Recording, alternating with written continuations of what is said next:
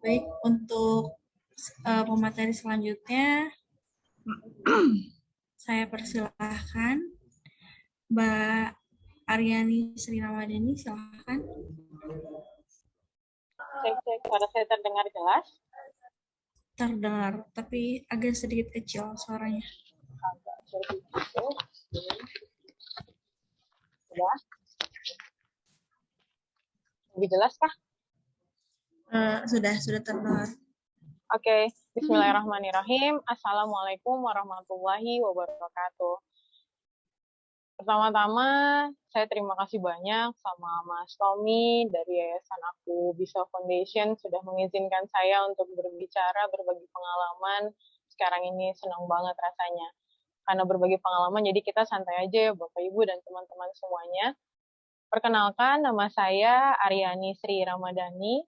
Bapak, Ibu, dan teman-teman bisa panggil saya Yani atau Aryani. Saya tinggal di Jakarta. Saya seorang tunanetra total. Saya tunanetra sejak tahun 2006. Menjadi tunanetra bukan cita-cita manusia manapun, termasuk saya. Tapi adalah takdir yang harus dijalani dengan penuh keikhlasan. Mungkin kedengarannya enteng banget ngomongnya gitu ya, tapi harus terima. Kalau enggak, ya kita nggak akan pernah bisa berbuat apa-apa. Saya baru kenal teman-teman tunanetra itu tahun 2008. Saya langsung waktu itu kagum gitu. Ternyata hidup saya belum berakhir gitu ya. Saya pikir hidup saya udah berakhir. Ternyata teman-teman saya keren-keren. Mereka sekolah, mereka kuliah, mereka bekerja, mereka berwirausaha. Dari situ saya baru, oh ternyata saya juga bisa. Waktu itu saya sangat sangat ingin kerja. Saya baru lulus SMA saat itu. Saya pengen banget kerja karena kebetulan almarhum ayah saya saat itu sudah pensiun. Saya anak pertama, saya merasa punya kewajiban untuk bisa membantu keluarga. Saya pengen banget kerja, tapi setiap saya tanya teman-teman, oh iya nanti ada, sampai akhirnya ada pelatihan employment training. Saya ikut dan saya ditawari untuk magang di sebuah perusahaan bir internasional. Saya seorang muslim, tahunya hukumnya apa, tapi saking kepengennya ngerasain kerja gitu kan, tunanetra kerja gitu kan, saya bilang iya saat itu gitu. Jadi saya terima, tapi ternyata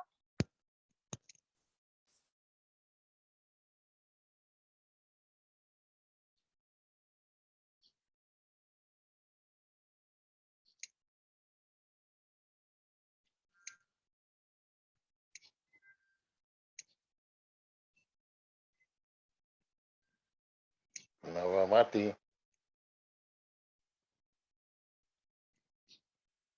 Suaranya menghilang.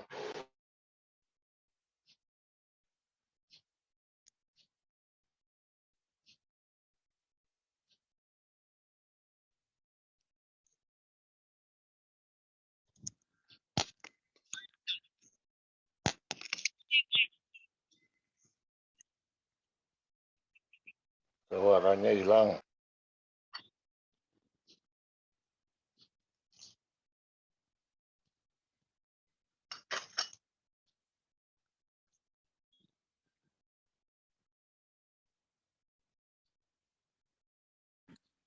Gimana moderator?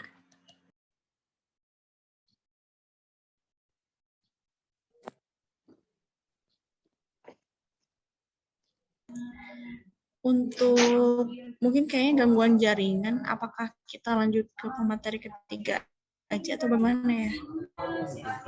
Ya boleh, langsung Bagaimana, ke Mas Riko ya. Oh iya. Iya. Silakan Mas Riko bisa langsung menyampaikan materinya. Kepada Mas Riko saya persilahkan. ya maaf. Oh, udah bisa ya? Apa kita lanjut dulu aja, selesaikan dulu materinya? Maaf, udah kedengeran lagi. Udah. Kita lanjut dulu aja ya materinya. Silahkan.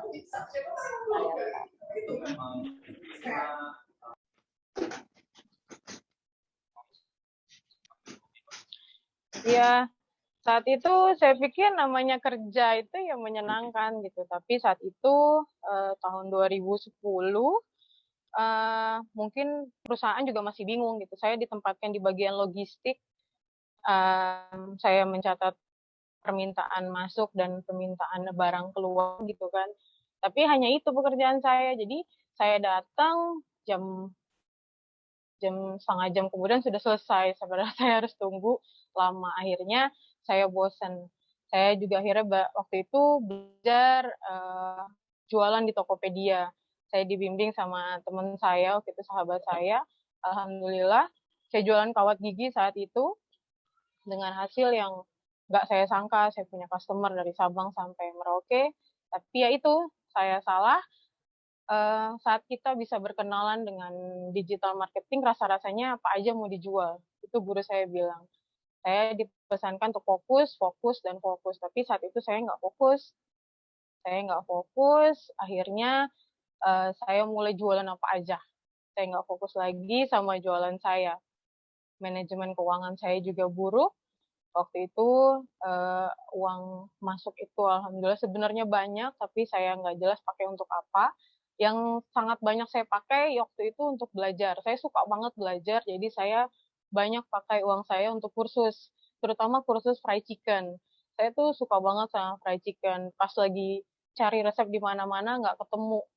Akhirnya um, apa namanya ya begitu usahanya nggak jelas. Waktu itu juga saya ngajar, tambah lagi saya nggak fokus usaha. Sampai akhirnya di 2018, suami saya minta saya untuk berhenti dan menawarkan ya udah nanti berhenti ngajar ya, karena anak mau sekolah. Um, jadi nawarin dispensasinya saya dirayu buat ya udah punya usaha nanti gitu. Akhirnya kita siap-siap, oh iya kan kita udah punya produk fried chicken nih, udah juga sering terima pesanan juga gitu kan. Terus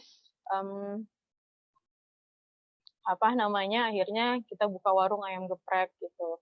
Tahun 2018 Juli 2018. Pertama-tama pasti sulit banget gitu untuk jualan itu. Kita bangun, saya waktu itu berdua sama ibu saya, kita bangun dari subuh, siap-siap, ternyata yang beli hanya 1-2 orang gitu ya, 100.000 tuh udah banyak sekali gitu kan. Akhirnya banyak yang saranin ikut di GrabFood, sama GoFood dong gitu kan. Kita daftar ke sana, pas di approve, alhamdulillah penjualan naik.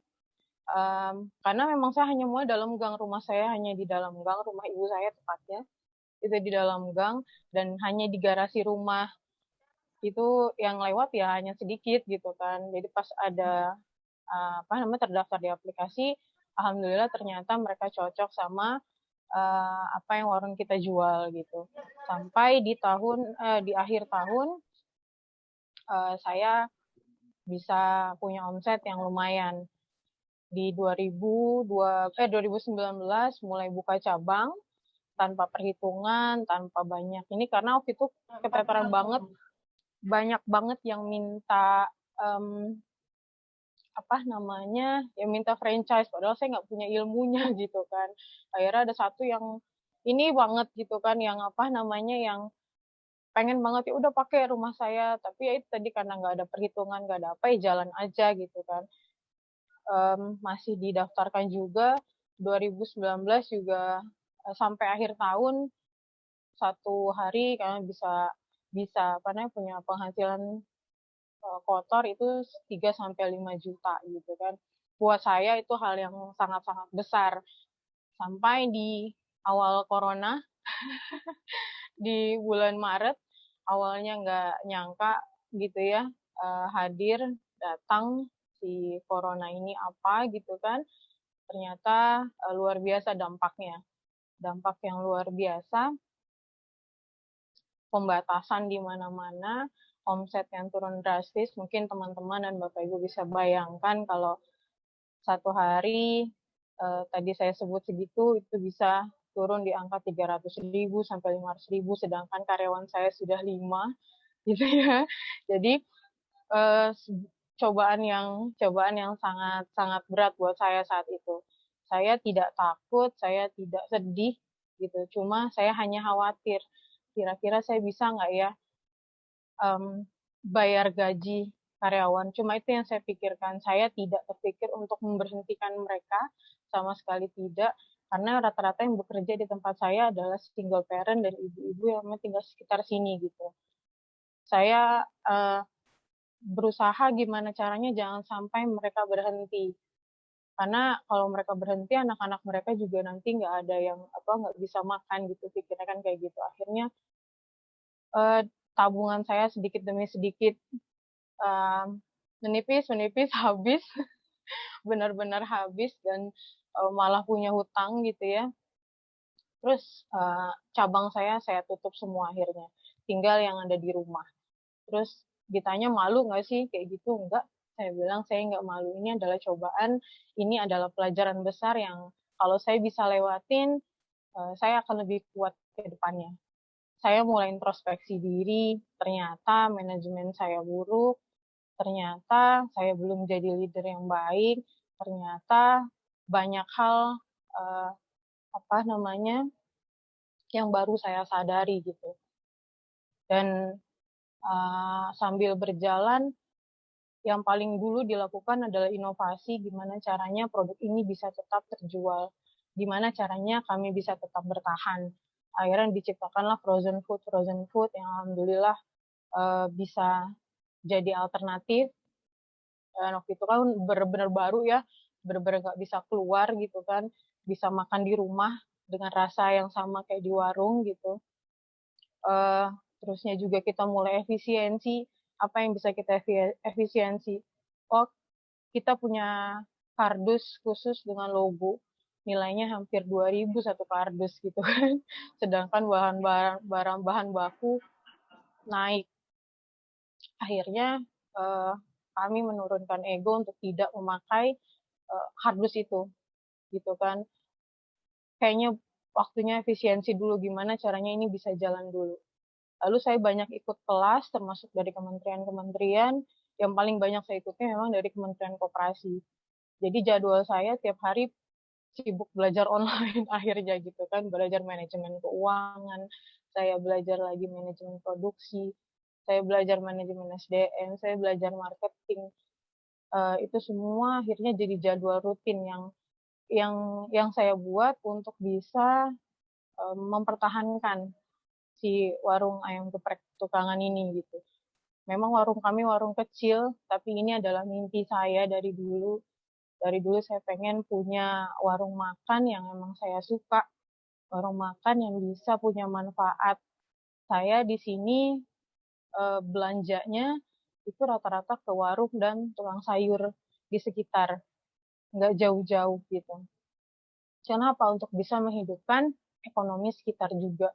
Kehadiran kami berharap bisa punya manfaat. Dan apa yang yang saya punya, saya juga pengen bisa punya jadi manfaat buat banyak orang.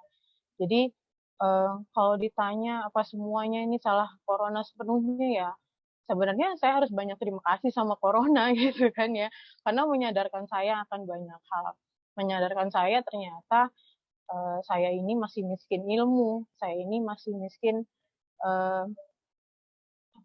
pengalaman, saya ini ternyata belum tahu apa-apa. Jadi saya mulai terus perbaiki, saya bina customer saya. Kemarin-kemarin saya serahkan customer saya sama admin gitu kan ya, tapi ternyata belum maksimal. Akhirnya saat pandemi saya ambil alih dan alhamdulillah penjualan via WhatsApp yang saya pegang sendiri itu masih normal gitu, teman-teman masih order dan saya membangun persaudaraan gitu di di WhatsApp gitu ya. Bukannya saya sebagai orang yang pengen dibeli nih ininya nih. Jadi orang kalau saya WhatsApp ntar takut gitu kan ya. Jadi sekelas WhatsApp saja bisa menghasilkan rupiah kalau kita bisa memanfaatkannya dengan maksimal gitu. Itu sih mungkin cerita saya tentang saya dan ayam geprek petukangan. Terima kasih banyak, mohon maaf untuk kendala barusan. Terima kasih. Assalamualaikum warahmatullahi wabarakatuh.